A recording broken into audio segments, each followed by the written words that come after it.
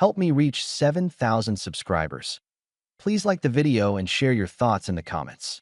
Your feedback helps make the content better. She did it smooth. I pushed the door open after a long Friday, and Erin, at the kitchen island, slid her phone under a folded towel like it was a napkin she didn't need. The screen was still lit. She smiled without showing teeth. "Hey, you're late." "Traffic." I shrugged, hanging my keys on the hook. "What's with the towel?" "Water spill." "Don't worry about it." The kettle clicked. The house smelled like lemon cleaner and takeout she'd already eaten.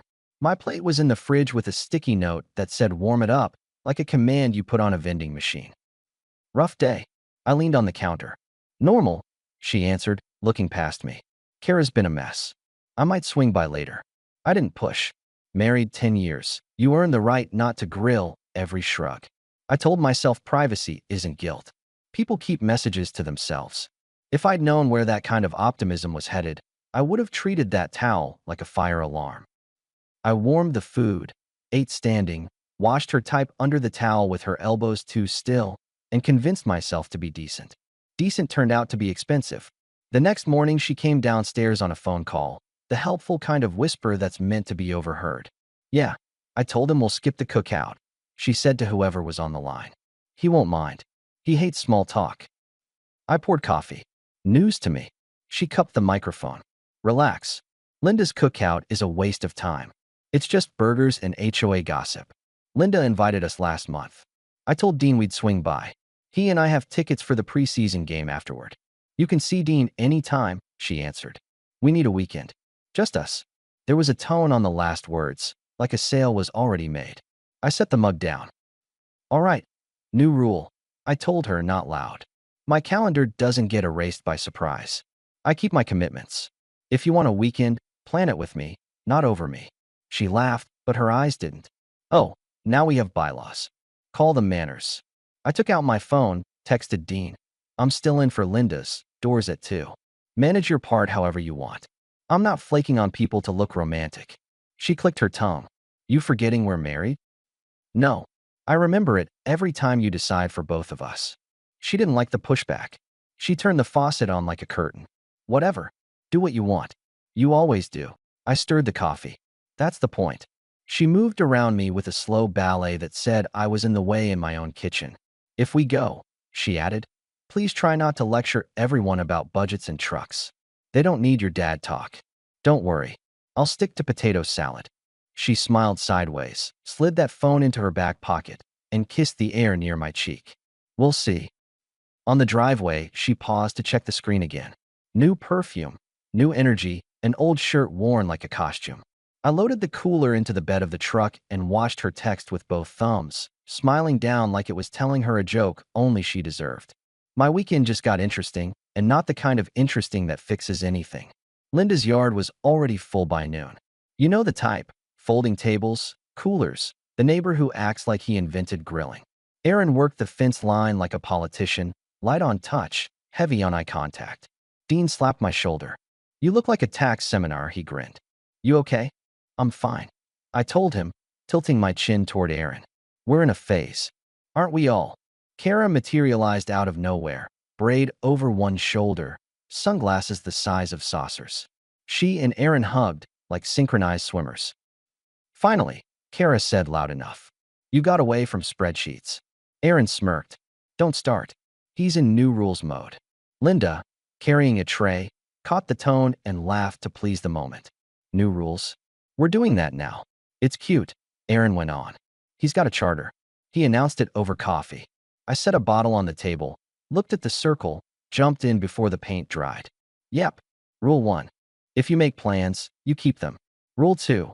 Stop pretending I hate people to get out of your own RSVPs." That wasn't the script. Aaron blinked. Kara smiled like she smelled rain. "Someone's touchy." I faced Aaron. "Don't use me to cancel what you don't want to attend." She gave me a puff of laugh. "Relax. Nobody's judging. We're joking." "Good. Then we're done with this joke." I pointed to the cooler. "Take the deviled eggs. I'm leaving early for the game with Dean. You want a ride?" you ask. "I'm not standing in your corner just to be heckled." Dean raised his hands. "I'll drive if this is a thing." "It's not a thing," Aaron said, but her voice edged. "You're blowing nothing up." Linda stepped in with hostess courage. Eat first, fight later.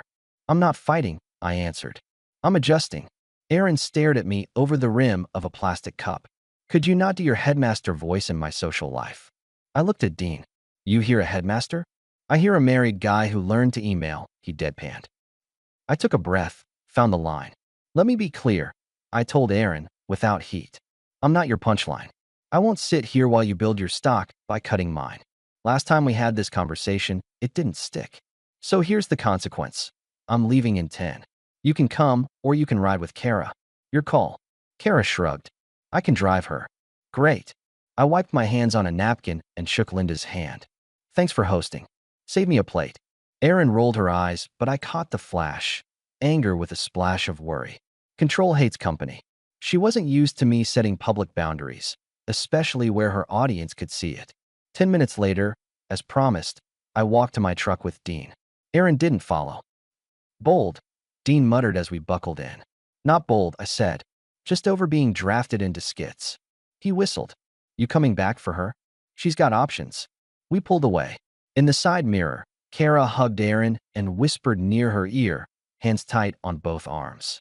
I didn't like the choreography. I didn't like it at all. The ride that brought Erin home that night wasn't mine. She came in quiet, later than the game ended, shoes in her hand, phone face down on the table. She made a sandwich like peace, then walked it to me on the couch. I was out of line earlier, she said. I'm just tired of adulting. Don't be mad. I didn't perform forgiveness. I ate the sandwich. Fix is simple, I told her. When you want to make a joke, use your own name. When you want a weekend, ask for one. When you want a ride, schedule it. She nodded too fast. Okay, noted. Her phone buzzed against the wood like a finger drumming. She didn't move. We both listened to it go on, 3 beats too long. Who's that? I asked. Kara, she said without checking. She's miserable about her guy. Hope she figures it out. She will, Erin answered, and turned the phone screen down again. I put the plate in the sink and let the silence sit. People tell you who they are in the dead air. You just have to listen long enough to hear it crack. Late Tuesday, I woke up without knowing why. The house had that weird stillness of 2 a.m. I checked the clock. 2:13. The hall light was on under the door. Erin's side of the bed was empty. I waited for a bathroom flush. Nothing. Front door hinges have a sound. Both quiet and ridiculous, like a kid sneaking cookies. That sound. Then the soft double click of the latch. I sat up. No panic. No scene. Jeans. Hoodie. Boots. I took the spare keys and stepped out to the driveway after a count of 30. The street was a row of sleeping windows. Her sedan was gone. I opened the truck door and didn't slam it. Habit. The engine turned over with a low cough, and I rolled out slow, 2 houses behind invisible. People think following is dramatic. It's not. It's signals and turns and a little patience. She took the main road to the edge of town, past the gas station, past the storage place with the flickering sign. She didn't turn toward Kara's condo. She kept going to the highway, then off again to a strip with an old neon vacancy sign that had seen better years. I parked down the block behind a landscaping trailer and watched her pull into the second lot, where the numbers on the doors are faded and the soda machine makes a noise like a refrigerator dying. She didn't see me. She didn't look around. She checked her phone and walked straight in. No need to narrate the rest. The picture took itself. I didn't honk. I didn't bang on anything. I sat until the dashboard clock stole 20 minutes I would never invoice to anyone. Then I drove home. In the driveway, I looked at our house, at the upstairs window that held our bed, and locked my jaw around a simple sentence. Respect doesn't survive this. I brewed coffee at 4:20 like a retiree who'd lost track of time. At 6 I showered, dressed, and left a note on the island. Early start. At 8, I parked by the county building, filled out the forms the clerk slid under glass, and scheduled what grown people schedule when a line isn't crossed but erased. No courtroom speeches. Just signatures, dates, and a man who stopped giving discounts. Back at work, I locked my office cabinet, boxed my vital stuff, and changed the code I'd stupidly shared. I moved my tools from the garage to my shop. I stopped the shared card and rerouted the insurance auto-pay to my account with a polite email. Effective today, we will handle expenses separately. Send your part by the 5th. I told Dean I needed the spare room for a couple nights. I didn't cry in his garage. Dean would have just handed me a rag and looked at the floor. "You're sure?" he asked. "Yeah. You gonna talk to her?" "When there's something to say." I went home early, cooked chili because I needed the house to smell like something I chose, and greeted Erin at 5:30 like men greet after a random Tuesday. She was bright, too bright. "I'm sorry about some of my tone lately," she offered as she dropped her bag. "Work's been chaos. Also, I thought we could do a date night Friday." "My treat." "Nice," I said. "I'll check the calendar." She looked surprised at the phrase "my calendar," then forced a grin. "I'll text Kara. Tell her I'm off the grid. She'll survive." "Sure," she said, digging in her bag. "Do we have any of those candles left?" "In the drawer by the oven." "Perfect," she chirped. "Okay, I'm taking a shower." "Do it." I stirred the pot. Steam fogged my glasses. She kissed the air near my temple and disappeared. My phone buzzed in my pocket, short and impersonal. "Your documents will be ready for pickup tomorrow by 3 p.m. I read it twice, like it might change if I stared harder. By sunrise, a boundary had died. The next move was mine. Wednesday, she swung by my shop with a brown bag and a sweetness that didn't fit her mouth. "I brought lunch," she said, setting it on my workbench. "Turkey, no mustard." "I remember." "That's specific," I replied, wiping my hands on a rag. Marta, my office manager, peeked out of her doorway and clocked the scene with the speed of a woman who's seen 15 marriages from the paperwork side. She disappeared before it got awkward. Erin held her posture like a yoga pose. "We've been off lately. I don't like it." "I don't either," I told her. "I like clarity." She nodded at the metal cabinet. "You changed the code?" "I did. Couple of my clients requested tighter controls." "You could have told me." "I just did." She laughed like she found the wrong door. "Right. Okay. Friday's still open." "Maybe. I need to confirm some pickups." "Could you not be cagey?" "I'm trying here." "I see you trying." She reached across the bench, palm up. "I miss us, Mark." "Then stop stepping on me in public." "That was one time." "It's a pattern." I said I'm sorry. "Noted." Her jaw tensed. "So what else do you want from me?" "Nothing," I answered. "I want what I'm doing." Her phone lit her bag from the inside. She pretended it didn't. I glanced at the screen reflection on the metal. No name, just a number. She pushed the bag closer. "Eat," she insisted. "At least let me do that." "I will," I said. "And we're making one more change." "What now?" "As of this month, we split costs. Half the groceries, half the house utilities, half the extras. I sent you a spreadsheet with line items. Pay your share by the 5th, and we're clean." Her eyebrows lifted. "Since when do we nickel and dime?" "It's not nickels. It's clarity." "So you're punishing me because I made a joke at Linda's?" I shook my head. "You can frame it how you want. My side is boundaries and clean books." She drew in air like she was going to argue more, then pivoted. "Fine. You want clean? Friday's on me. I'll text Kara, she's off my radar. We'll do dinner. We'll talk. No phones." "No phones sounds good," I said, keeping my face steady. She stood straighter like she'd earned something, then touched my shoulder with a squeeze from the catalog of affection moves. "Okay, I'll see you tonight." Marta reappeared as Erin left, arms crossed, eyes not unkind. "You need anything?" "I'm good." "You sure?" "I'm sure." Marta nodded like a judge. "She's running plays." "Stay boring." "Plan to." My phone buzzed at 2:47. "Your documents are ready for pickup." I closed the office early and drove to the county. 10 minutes later, I walked out with a manila envelope and a face that didn't show anything. That evening, Erin was sugar. She cooked. She set the table like a magazine. She asked about my day with follow-ups. You could feel the effort like a heavy sweater. When we were done, she loaded the dishwasher without sighs and turned on the small lamp in the corner she always said made the room warmer. "I'm going to call Kara real quick," she said, wiping her hands. 2 minutes. "In the yard," I said, nodding toward the back door. "Reception is better." She smiled like that was adorable and stepped outside. I watched her through the glass. She angled her body away from the door and covered her mouth with her hand while she talked, a habit you learn in loud bars and never unlearn. When she came back, she was all softness again. "Kara says hi." "Return it," I said, and stacked the plates. My phone, on the counter, lit up with her text at 9:14 p.m., 15 minutes after she said goodnight and went upstairs. "I think I'll stay at a friend's tonight." Girl talk, silly movie. Don't worry.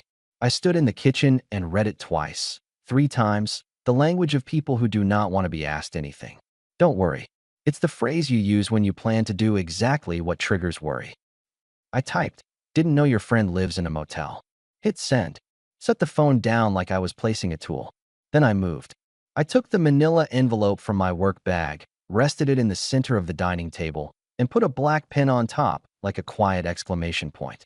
I packed a gym duffel with clothes, toothbrush, chargers, my passport, the spare title copies I'd already locked in the shop.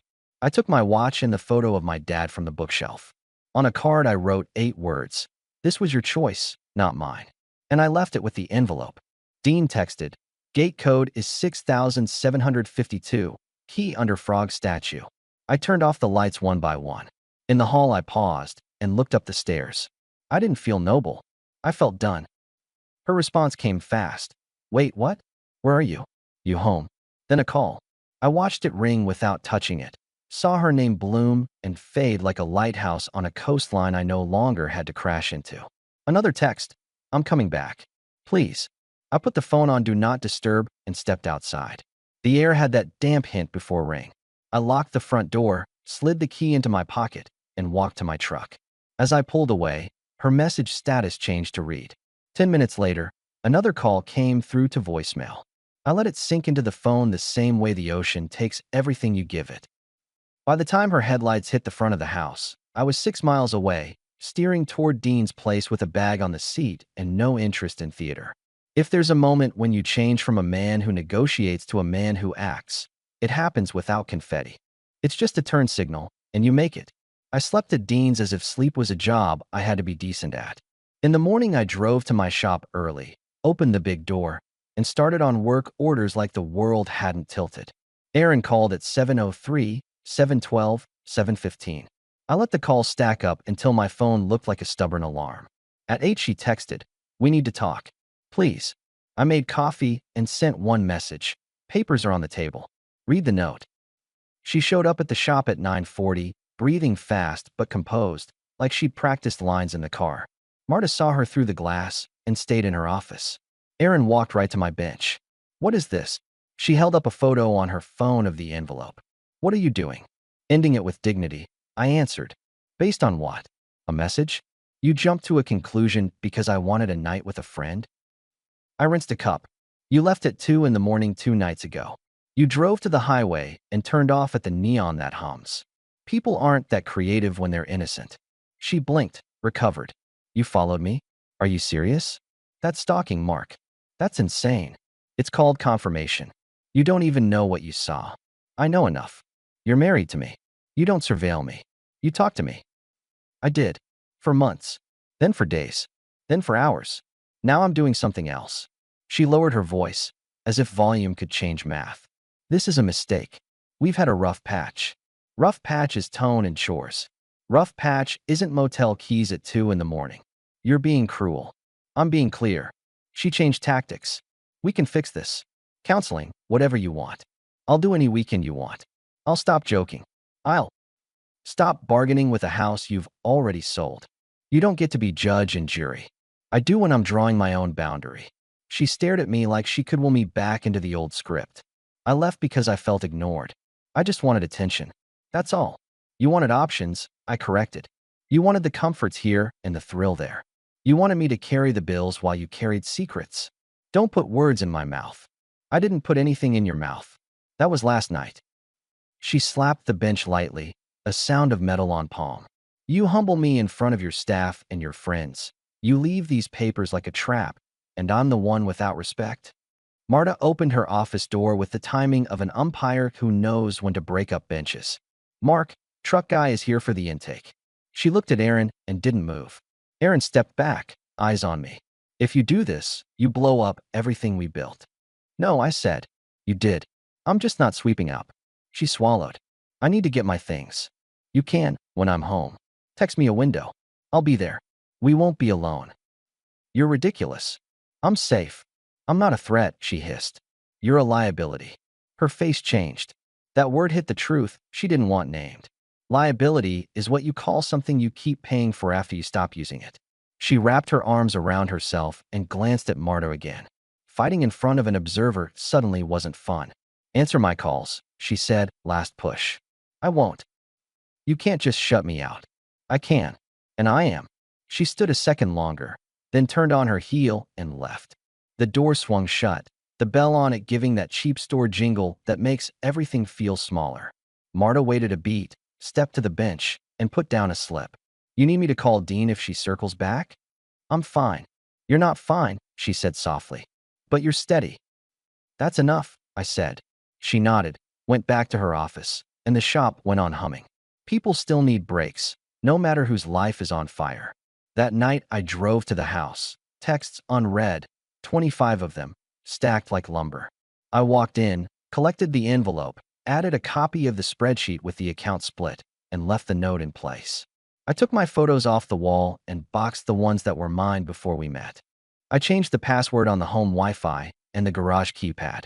I removed my name from her gas account and set my own. I slept at Dean's again. She called 3 more times. I let the phone work for me. You want results? Here's the tidy part. The property division was less messy than people fear when you've done your homework. House was in my name before we married, title clean. We'd refinanced once. I handled the difference. The shop was mine. She never signed anything there. Vehicles were separate. Accounts got split by the spreadsheet like adults do things when they don't dress them up as poetry. I kept what I built. She kept what she brought. Clean. No glory, no theater. 3 months later, I ran into her at the grocery store, the one with the smaller parking lot and the better apples.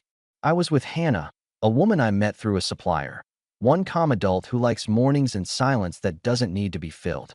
Erin was standing in the paper goods aisle, scanning prices like reading tea leaves. She looked up and froze. Mark, she said finally. Hey. Hey, I answered. Hannah, comfortable in her own skin, nodded. Hi, I'm going to grab seltzer. Down 2, left, I told her, and she walked on. Erin's eyes flicked to my cart. Meat, greens, a bag of good coffee. Then to me. You look busy. Working, I said. That's my hobby.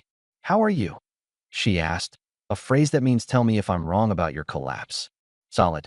She inhaled like she wanted to deploy a big speech, but had lost the props. I moved in with Kara for a bit. It's been complicated. Hope you land somewhere decent. I will, she said too quick. How's the shop? Busy. She glanced at Hannah in the distance. And she's? Good to me, I said. I'm good to her. That's the whole trick. Right, she muttered. Listen, about everything. I wish it hadn't gone the way it did. It went the way it had to. I didn't think you'd actually, she stopped. You know? I know. She found a smile she didn't know me. Well, you look better. I am. We stood a second in the white light of a place that sells bleach and cereal. 2 people who had lived in the same house and now shared nothing but a zip code. She tucked a strand of hair behind her ear, the only nervous move she had left. I should go, she said. Rent's due. Don't be late. I answered.